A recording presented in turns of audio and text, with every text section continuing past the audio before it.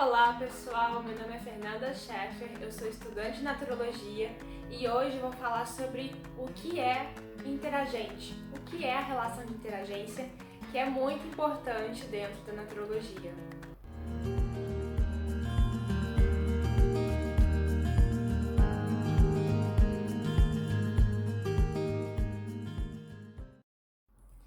Bom, no vídeo anterior eu trouxe para vocês sobre o que é a Naturologia, já trazendo um aspecto geral com os termos principais que estão dentro aí da árvore deste campo de conhecimento.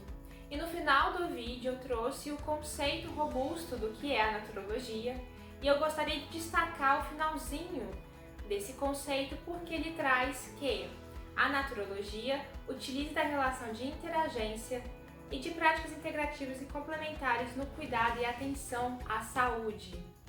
E eu gostaria então de destacar hoje para vocês o que é um pouco mais dessa relação de interagência, que é super importante dentro da Naturologia, porque muda toda a forma da terapêutica que ela utiliza no trabalho, que é um diferencial da Naturologia. E a necessidade dessa criação deste termo foi porque não queria se utilizar a palavra paciente, que nos lembra de passividade hoje em dia, e nem usar a palavra cliente, porque tem um tom comercial.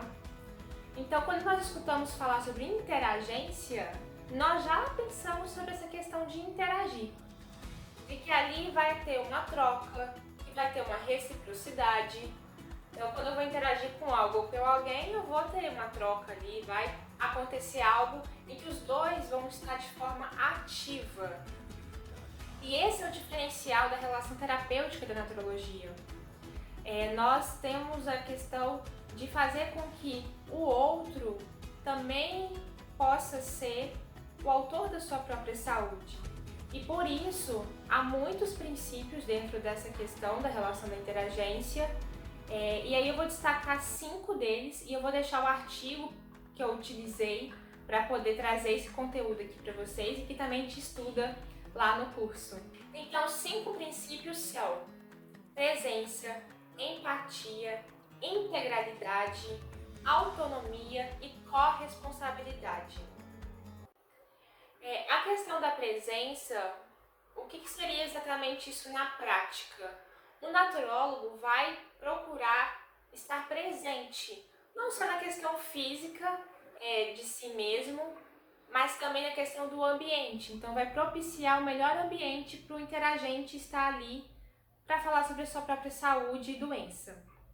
Além disso, também vai estar presente na forma mental.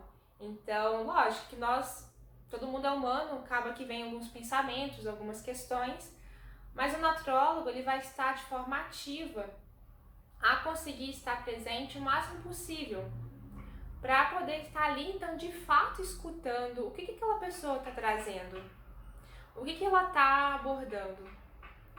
E isso também entra a questão da escuta. A escuta do naturólogo é uma escuta ativa, não é simplesmente, a pessoa está falando, não. Ele está ali realmente presente, escutando e vai vendo os elementos que vai ajudar na relação terapêutica com aquele interagente. O outro princípio, então, é o da empatia. E aí eu gostaria de falar um pouquinho sobre a diferença, né? Nós temos a apatia, a empatia e a paixão. A apatia é quando a gente não sente nada e nem se procura colocar no lugar do outro. A paixão é quando a gente se coloca tanto no lugar do outro, a gente se coloca tanto ali pro outro que a gente acaba se esquecendo de nós mesmos. E aí acaba vivendo assim pro outro. Os dois não é tão interessante numa relação terapêutica. Então o naturólogo busca a empatia, de se colocar no lugar do outro, de modo a entender o mundo deste interagente e conseguir perceber o que está acontecendo, por que está acontecendo, mas também destaca-se que não há o julgamento. A gente não deve pensar que aquela pessoa deveria estar fazendo aquilo. E quando a gente julga, a gente já coloca muitas barreiras que depois são difíceis de quebrar. O outro princípio é a integralidade. O que acontece? O naturólogo busca ter esse olhar multidimensional do homem. Lembra que eu comentei no outro vídeo?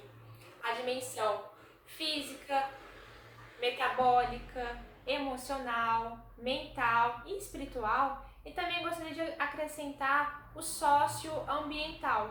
O naturólogo vai buscar, então, na relação de interagência, analisar todas essas dimensões para saber qual que é aquela que está mais ali com algum tipo de problema, mas não no sentido de simplesmente ver essa dimensão, excluir as outras e achar que tem que trabalhar só aquela.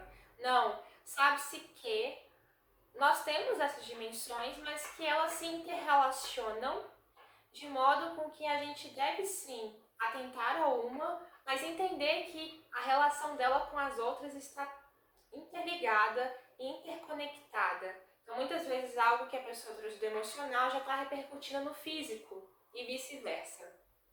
O quarto princípio é o da autonomia e, particularmente para mim, é aquele que me toca mais, porque traz essa questão do naturólogo ser um educador em saúde. E a palavra educar, ela vem ali do latim, do grego, que diz que é eduzir de dentro, é tirar de dentro. Então, quando a gente procura educar alguém, é tirar algo que ela já tem ali de certa forma, mas que precisa de ferramentas, precisa com que alguém ali a auxilie. E o naturólogo procura ser isso em saúde.